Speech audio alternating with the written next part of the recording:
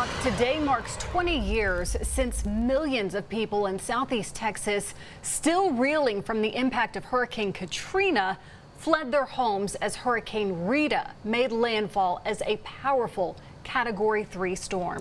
20 years later, those who saw it unfold recall the days leading up to the disaster. KETK's Rachel Davis has the story of a storm that rocked the Texas-Louisiana border.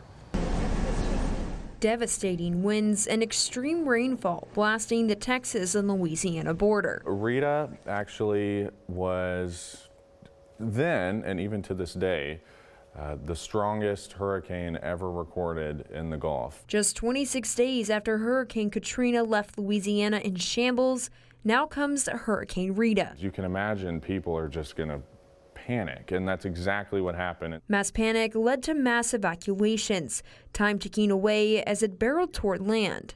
2.5 to 3 million people evacuating, and that just caused chaos.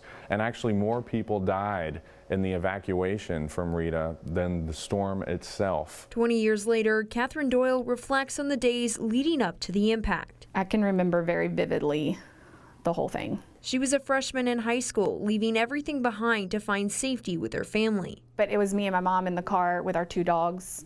And then I've got 2 older brothers that were in their vehicles, and we were all just stuck in traffic. Waiting 17 long hours, stuck in bumper-to-bumper traffic. They do something called contraflow, so they turn the interstate into one way.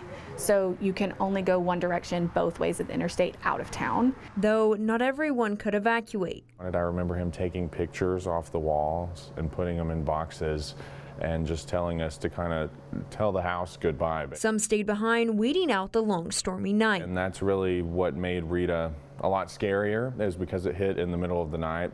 At just 3 years old, meteorologist Braden Siu says he vividly remembers the long night and trees hitting the ground. You could just hear it. The wind would blow, and then you would hear this noise and like a boom when it hit the ground. You couldn't see anything until the storm finally passed. And when people returned, their hometowns looked completely different. For the first time we drove back into Lake Charles, we were met with National Guard.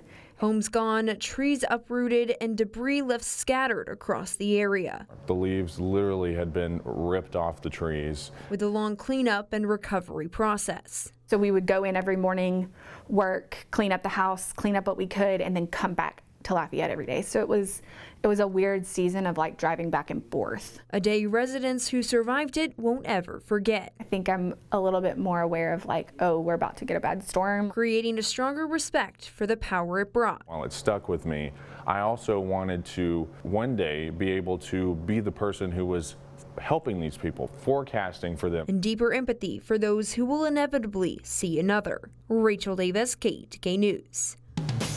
And joining us now is Chief Meteorologist